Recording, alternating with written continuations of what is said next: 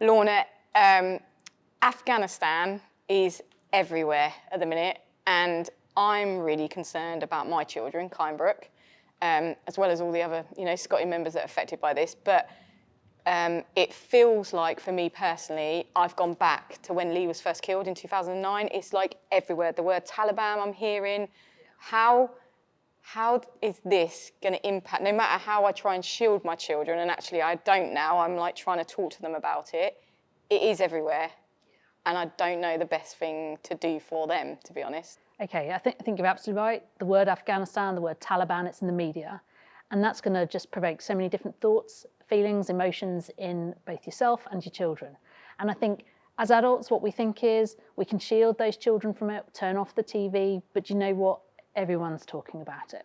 So I would say to you, the best thing you could do is to talk to Kai and Brooke directly in an age-appropriate way, explain to them what's happening, and help them to put the pieces together. Because if you think about it, they've heard those words from when their parent has died, so from when Lee has died. Yeah. And so I think it's important that we just take it back and go, okay, this is happening, this is why it's happening, but it doesn't impact on how your parent died.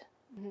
Yeah, I guess because it's so easy to be all, oh, this is all happening again. Oh, and I've heard so much about it was for nothing. Why did they die? Why were they out there? And for me, I just don't want Brooke or Kai to ever think that. Like, for me, Lee done his mission. Yeah. Lee done his job. Lee made a difference. And that was then, and this is now. And it's horrible it's happened. Absolutely. And what you're talking about is you've given your children their life story. Yeah. You think about it as it being a puzzle, right? You've given them the pieces of the puzzle that make sense. And Lee did his job. All of the serving personnel out there, they would have done their job, highly trained, highly skilled, did the best they possibly could at that particular time, and as you said, made a difference.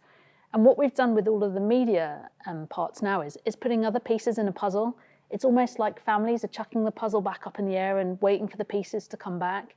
And what we've got to be really clear is that children understand that nothing's changed in terms of how their parent died, why their parent died, because otherwise you're changing that child's life story. And that's the bit we just really want to make sure that children, it's not about changing, it's about things have changed, but that point in time, their life story hasn't changed. Yeah, that's really true. And for Kai especially, so he was 5 when Lee was killed, and the word Taliban was said all the time back then, and he knew that word. And if you ask him, he will say, oh, the Taliban killed my dad, like when he was younger. And then for a long time, he's not heard that word.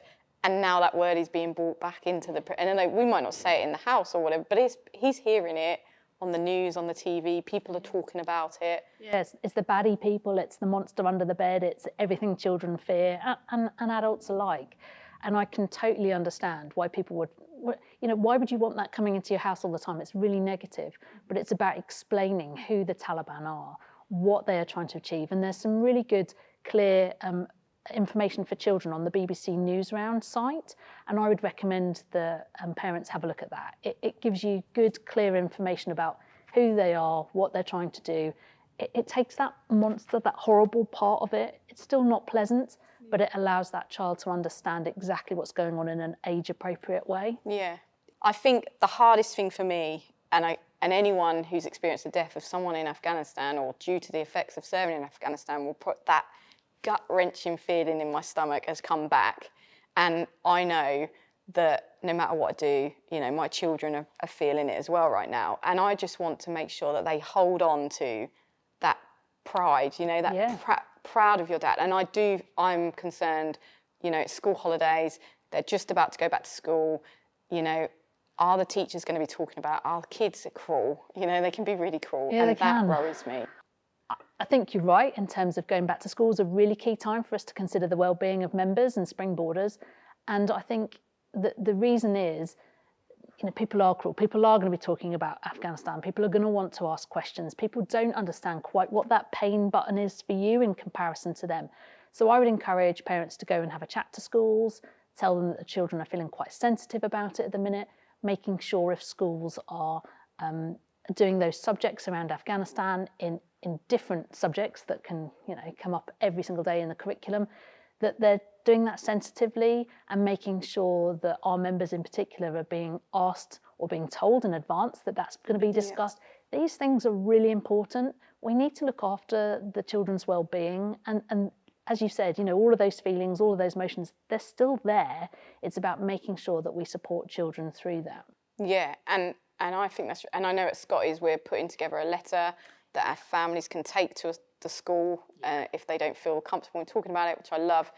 And it, as a parent, I guess it's that feeling of you want to protect your children and you want to, you know, put cotton wool around them. They've been through so much and you don't want them to go through any of this again. But in the reality, like you said, it is everywhere. It's exposed and you can't, again, isn't it? Yeah. Yeah. So it's making sure we've got the right things around us, which is why I'm very, you know, we've had parents reach out to us and we've done a video message for the members and springboarders. Yep.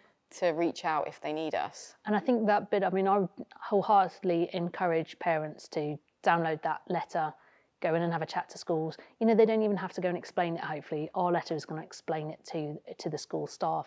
And just recognise that children and young people just need a little bit of extra at the minute. They just need a little bit more TLC whilst we sort of work out what's happening in the world and whilst these words that are bandied around at the minute just sort of settle down. Yeah, because it's changing all the time. It's changing fast-paced. Every single day, very fast-paced. And that's important, that you have to just keep revisiting it. So even if you've told a child something this week, that might not be the same next week. So go back, revisit. I was hoping it would be, I've had that conversation with Kind Brooke, tick, done, don't have to do that again. It's going to be and it keeps easy. coming up, yeah. Yeah. Okay. So last question, Lorna, I promise. If someone is watching this video and they feel a bit nervous like me about it all, and they want to, you know, and they've got questions, no matter how small, like what's the piece of advice you'd give them? Piece of advice is reach out to Scotty's. You know, myself, yourself, the team, we're all here ready and willing to help people. So reach out, have a chat to us, we'll talk it through and then work out what's the next best steps for the children.